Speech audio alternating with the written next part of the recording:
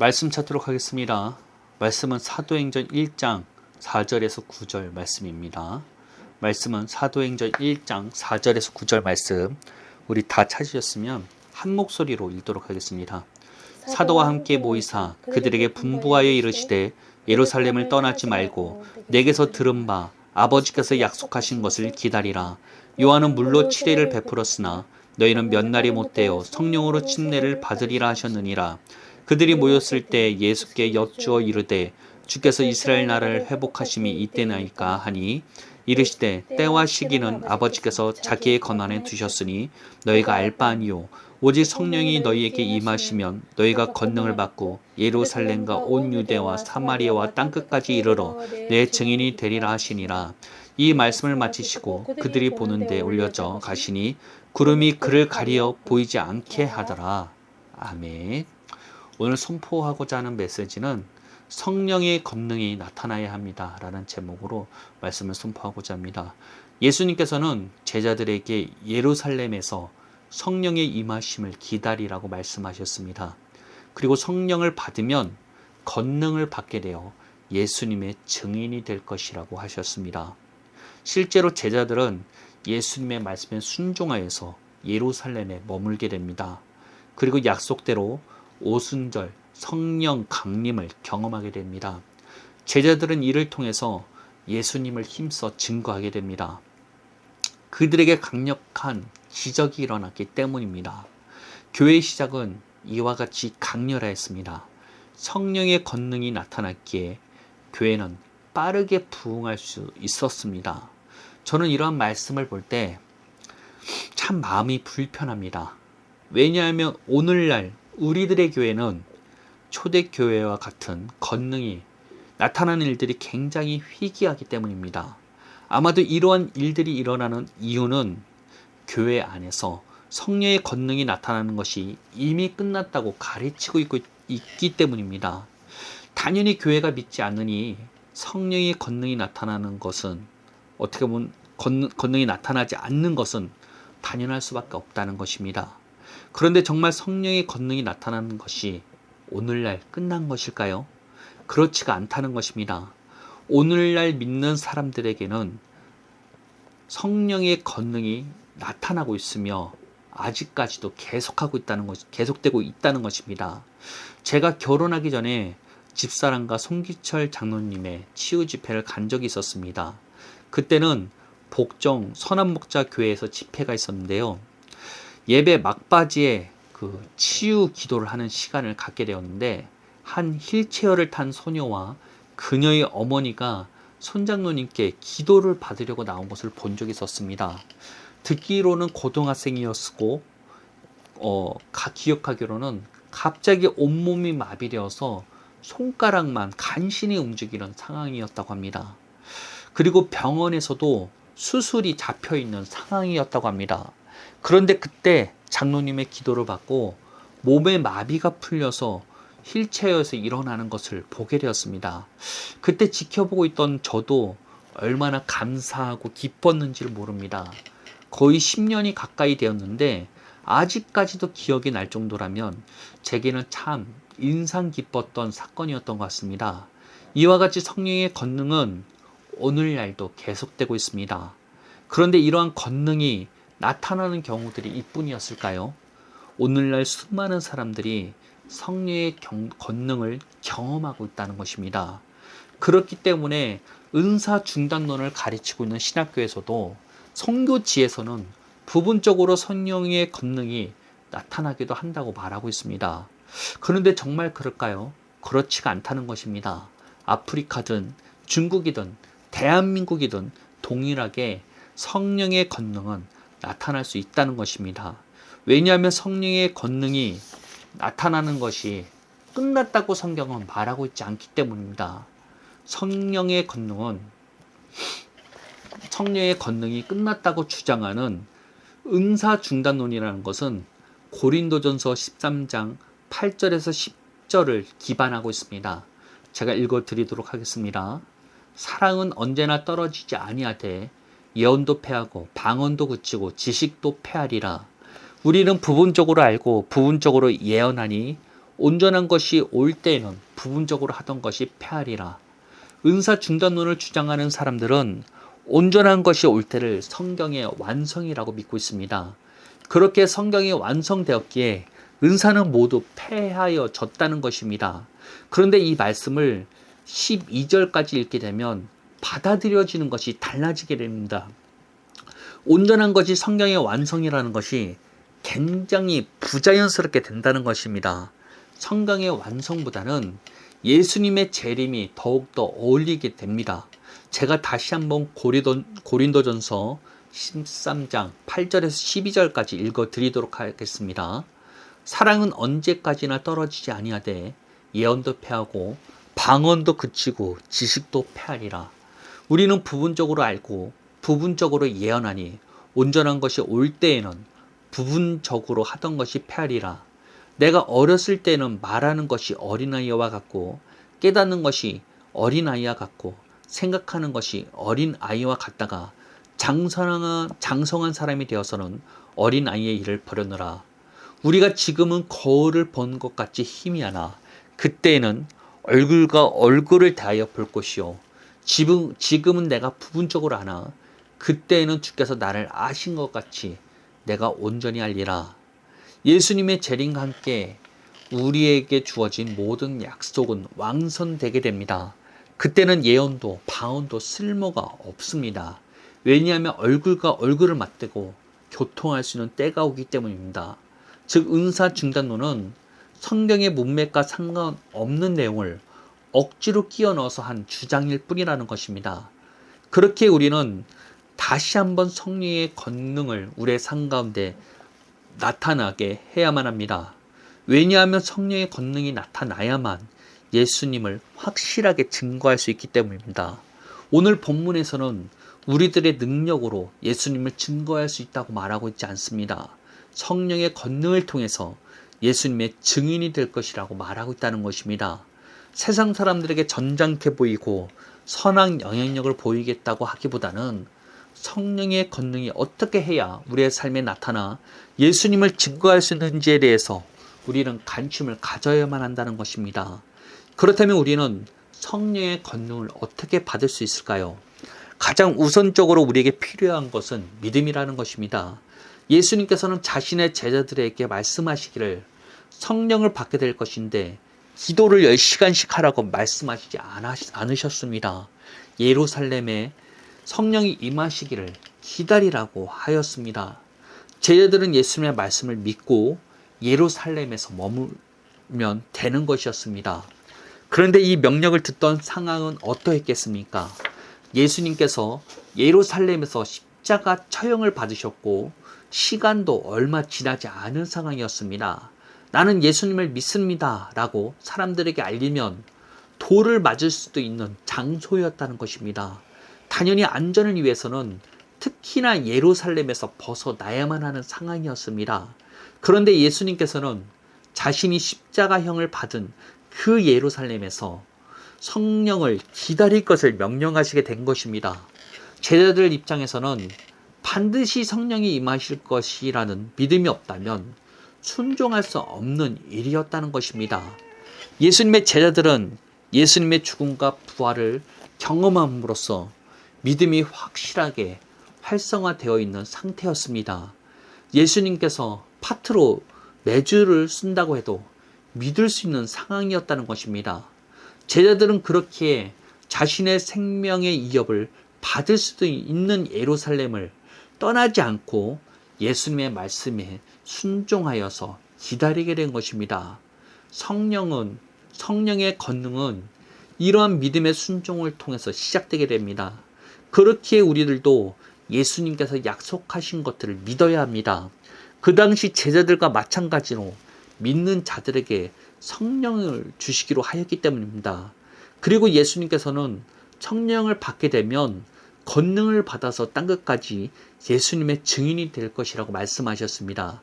그 말은 성령을 받은 우리들에게 이미 권능이 온 상태기에 우리는 믿으면 된다는 것입니다.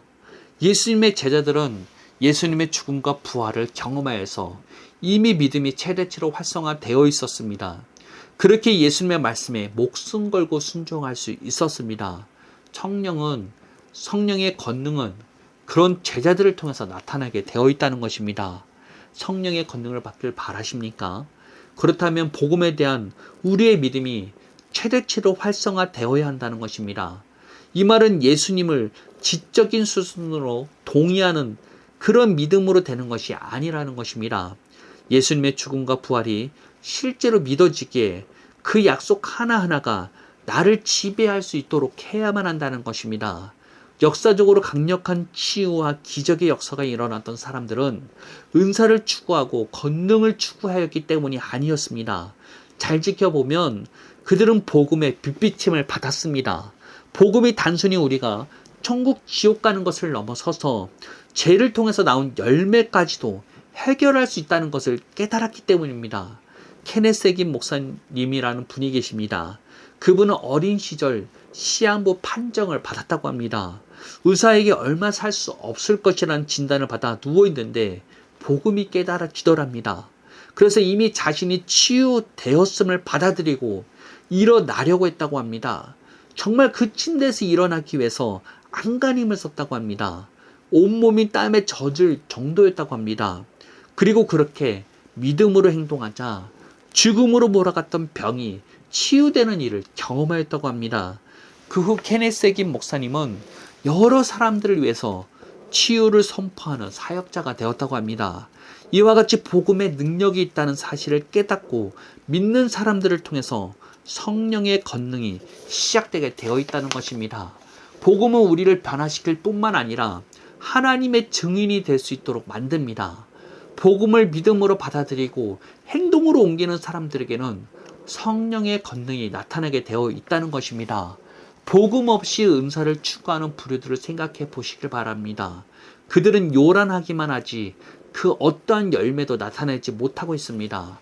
귀신이 나가는 것 같고 뭔가 쓰러지는 것 같지만 실상은 하나님을 나타내기보다는 사역자 본인을 드러내는 경우가 무척 많다는 것입니다. 요즘 유튜브에는 이런 기가 막힌 사역자들이 성령 사역을 한다면서 설치고 있습니다. 조심하셔야만 합니다. 은사를 추구하고 나타나는 것만 추구하는 사역자들 대부분은 거짓 선지자일 가능성이 매우 크다는 것입니다. 예수님의 이름만 부른다고 돼서 될 것이 아니라는 것입니다. 복음을 가르치고 복음을 통해서 주어진 약속들을 믿어 경험하게 하는 사역자가 진짜라는 것입니다. 거짓 선지자들이 활동하는 곳들은 스스로를 높이기를 바쁘며 서로 판단하기 바쁩니다. 능력이 나타난다고 무조건 맹신하지 마시고 그들의 열매를 보셔야만 한다는 것입니다. 고린도 교회를 기억해 보시길 바랍니다. 고린도 교회는 초대교회 어떠한 곳보다 은사를 사모하는 교회였습니다. 그러나 그들 스스로를 높이다가 분열하였고 세상에서도 중한 큰 제약들이 교회에 가득하였기에 사도 바울의 질타를 받아야만 했습니다. 은사만 추구하고 기적만 추구하는 사역자들은 고린도 교회의 길을 따라가는 경우가 대부분이라는 것입니다. 그렇게 저도 은사만 추구하고 권능만 추구하는 사역자들의 설교를 듣지는 않습니다. 그러나 복음을 설명하고 우리에게 이미 주어진 약속들을 선포하는 사역자들의 설교는 찾아서 듣습니다. 솔직히 무척 소수여서 찾기도 힘들지만 말입니다. 복음에는 모든 것이 있습니다. 그리고 그 복음에 믿음으로 반응한 자들에게 성령의 권능이 나타나며 예수님의 증인되는 삶이 가능해지게 되어 있다는 것입니다. 예수님의 제자들은 목숨의 위협을 무릅쓰고 예루살렘에서 성령의 임하심을 기다렸습니다. 그리고 예수님께서 십자가에서 죽으신 그곳에서 성령의 권능을 받아 백성들을 돌이키게 하였다는 것입니다. 우리에게는 이러한 성령의 권능이 필요합니다. 더더욱이 마지막 시대에는 성령의 권능이 없이는 전도가 불가능합니다. 사람들의 마음은 더욱더 간팍해지고 사랑이 없어지는 이때 그 영혼들을 살릴 수 있는 길은 성령의 권능이 나타나는 것밖에 없다는 것입니다. 우리의 노력과 우리의 힘으로는 영혼들을 살릴 수가 없습니다. 우리가 아니라 그리스도가 나타나야만 성령의 권능이 나타나게 되어 있다는 것입니다. 이 모든 것이 믿음에서 시작된다는 것입니다. 우리가 주님 안에서 죽어야만 합니다. 이는 고생해서 기가 팍 죽어서 죽는 그런 죽음을 말하는 것이 아닙니다. 예수님의 죽음이 곧 나의 죽음임을 받아들이는 그 믿음에서 시작되어야만 한다는 것입니다. 삶의 현장에서 이미 죽은 나 자신이 활발히 활동하는 것을 경험하게 되지만 그럼에도 불구하고 자신의 죽음을 선포하며 새로운 피조물을 입어 나갈 때 우리는 새로운 삶을 살아가는 것이 가능해지게 되는 것입니다. 믿음을 활성화시키는 것이 중요합니다. 예수님께서는 제자들에게 오순절 성령 강림을 위해 기도를 3시간씩 10시간씩 하라고 명령하지 않으셨습니다. 믿고 순종할 것을 요구하셨을 뿐이라는 것입니다. 즉 내가 10시간 3시간씩 기도해서 성령의 권능이 나타나게 되는 것이 아니라 실상은 우리가 믿음의 활성화될 때 우리의 삶 가운데 성령의 권능이 나타나게 될 것이라는 것입니다. 기도는 우리의 믿음을 활성화시키기 위해서 해야만 하는 것입니다. 우리의 마음이 하나님의 말씀과 일치시키게 하기 위해서 하는 것이 기도라는 것입니다. 당장 닥쳐오는 상황과 어려움의 시선을 빼앗기지 않게 하고 하나님의 말씀에 시선을 고정시키게 하는 것이 기도가 되어야만 한다는 것입니다. 예수님의 제자들은 예루살렘에서 여러 가지 이역과 두려움 속에서도 기도함으로써 예수님의 명령에 초점을 맞출 수가 있었습니다. 그렇게 그들에게 믿은 대로 오순절 성령 강림과 함께 권능이 강력하게 나타난 것입니다. 내가 하는 신앙에서 벗어나야만 합니다. 내가 기도 열심히 해서 내 노력으로 권능이 나타나게 되는 것이 아니라 믿음을 활성화시켜야만 된다는 것입니다. 기도는 그러한 믿음을 활성화시키는 도구라는 것입니다. 단순히 기도하지 말라는 것이 아니죠. 기도하는 목적을 깨달아야만 한다는 것입니다. 내가 기도 많이 해야 되는 것이 아니라 기도를 통해서 우리의 믿음을 활성화시킬 수 있어야만 된다는 것입니다. 당장 닥쳐오는 상황들을 주님께 계속해서 올려드리며 약속을 붙잡고 그리는 것이 우리의 기도가 되어야만 한다는 것입니다. 이제는 진짜 마지막 때가 다가오고 있습니다. 이제는 정말 우리들의 삶과 교회에서 사회에서 성령의 권능이 나타나야만 하는 시기입니다. 세상은 계속해서 우리가 설 수 있는 자리를 빼앗기만 하고 있습니다. 우리는 정말 소멸될 것과 같은 상황이라는 것입니다. 성령의 권능이 나타나지 않는다면 답이 없는 상황이 지금의 상황이라는 것입니다. 성령의 권능이 나타나시기를 소망하시길 바랍니다. 그 길은 우리에게 이미 주어진 약속에 믿음으로 반응함으로써 시작할 수 있는 것이라는 것입니다. 복음에 대해서 믿음이 활성화되는 것에 초점을 맞추시길 바랍니다. 기도하는 것도, 말씀을 보는 것도, 말씀을 암송하는 것도 우리의 믿음이 활성화되게 하는 목적을 가지고 달려나가 보시길 바랍니다. 반드시 우리에게도 초대교회와 같은 성령의 권능이 나타나게 될 것이라는 것입니다. 정말 우리도 증인으로서의 삶이 가능해지게 될 것입니다. 성령의 권능을 사모하시길 바랍니다. 기도하겠습니다. 하나님 감사합니다. 오늘날도 성령의 권능은 끝나지 않았습니다. 우리의 삶 가운데 우리가 믿기만 한다면 성령의 권능이 다시 한번 초대교회 때와 같이 나타나게 될 것입니다. 마지막으로 다가가는 이 시기에 우리는 주님을 증거하는 증인이 되어 될 것입니다. 우리의 삶 가운데 나타나시고 우리가 날마다 믿음으로써 그 약속을 붙잡고 날마다 그 믿음으로 승리할 수 있는 우리를 되게 하여 주옵소서. 더 이상 내가 사는 삶이 아니라 그리스도가 행하는 것이 무엇인지를 깨닫는 우리를 되게 원합니다. 내가 죽음으로써 그리스도가 활동할 수 있습니다. 내가 그리스도 안에서 죽었음을 이미 믿음으로 받아들이고 선포하며 하나님의 약속을 붙잡아 늘 승리할 수 있는 우리를 되게 하여 주옵소서. 날마다 우리의 삶 가운데 주님 권능으로 나타나 주옵시고 주님이 나타나 주옵소서. 예수님의 이름으로 기도합니다. 아멘.